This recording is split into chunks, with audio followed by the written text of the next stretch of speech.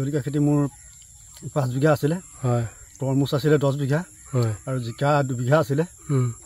আৰু কেৰেলা ইয়া 1 বিঘা আছিলে হয় এই সকলোখিনি খেতি পলহীনকাৰী বানাই শেষ কৰি থৈ গ'ল এতিয়া আগন্তুক দিনত পৰিয়াল কেনেকৈ পোহপাল দিম তাক লৈ চিন্তাত পৰিবলগীয়া হৈছে হয় আচলতে এইখিনি ক্ষেত্ৰত বিভাগীয় কৰ্তৃপক্ষৰ লগত আমি যোগাযোগ কৰিছোঁ হয় তেওঁলোকেও আশ্বাস দিছে কিন্তু আশ্বাস দিলেও কিন্তু কিছুমান ক্ষেত্ৰত আমি খুব প্ৰকাশ কৰিবলগীয়া হয় আমি যদি আজি তাৰিখত ডায়াৰ মেচিন এটা যদি আমাৰ থাকিলে হয় ডায়াৰ মেচিন এটা থকা হ'লে আমাৰ যিখিনি পকা জলকীয়া আছে অলপ লেলি যোৱা গেলি যোৱা সেইখিনি ডায়াৰ কৰি বজাৰত উলিয়াই দিয়াৰ এটা প্ৰচেছ আছে মানে চিষ্টেম আছে সেই পৰ্যায়টো আমি কৰিব পাৰিলোহেঁতেন কিন্তু বিভাগীয় বিভাগীয় অফিচত ডায়াৰ মেচিন মজুত আছে কিন্তু আমি বিচাৰিছিলোঁ কিন্তু সেইটো ঊৰ্ধ্বতম কৰ্তৃপক্ষৰ এটা গাইডলাইন আছে নিয়ম আছে বোলে মানে FPC বা ছ'চাইটি কিছুমানক দিয়া হয় ব্যক্তিগতভাৱে কৃষকক দিয়া নহয় কিন্তু মই ক'ব বিচাৰিছোঁ যে ব্যক্তিগত মানে ছ'চাইটিৰ হিচাপত বৰ্তমান কোনো কৃষকেই সফলতা অৱলম্বন কৰা দেখা নাই মানে ব্যক্তিগতভাৱে কৃষকে খেতি কৰা মানে এজন কৃষকে বা কৃষক যিসকল কৃষক পথাৰত থকা কৃষকে কেতিয়াও সমবায় ভিত্তিত কাম কৰাৰ সুফল আমি দেখা নাই এতিয়ালৈকে গতিকে মই ভাবিছোঁ আপোনালোকৰ জৰিয়তে মই ঊৰ্ধ্বতম কৰ্তৃপক্ষ হৰ্টিকালচাৰ ডাইৰেক্টৰ বা কৃষি বিভাগক কৃষিমন্ত্ৰীলৈ বাৰ্তা প্ৰেৰণ কৰিব বিচাৰিছোঁ যে আমাৰ নিচিনা ক্ষুদ্ৰ উদ্যমী কৃষকসকলক যিখিনি কাৰিকৰী ব্যৱস্থা ৰাজ সাহায্যযুক্ত হওক জৰিয়তে দিয়াৰ যদি ব্যৱস্থা কৰে আমি আৰু এখোজ আগবাঢ়ি যোৱাৰ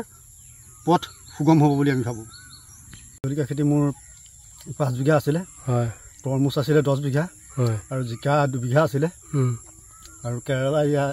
1 বিঘা আছিলে হয় এই সকলোখিনি খেতি পলহীনকাৰী বানাই শেষ কৰি থৈ গ'ল এতিয়া আগন্তুক দিনত পৰিয়াল কেনেকৈ পোহপাল দিম তাক লৈ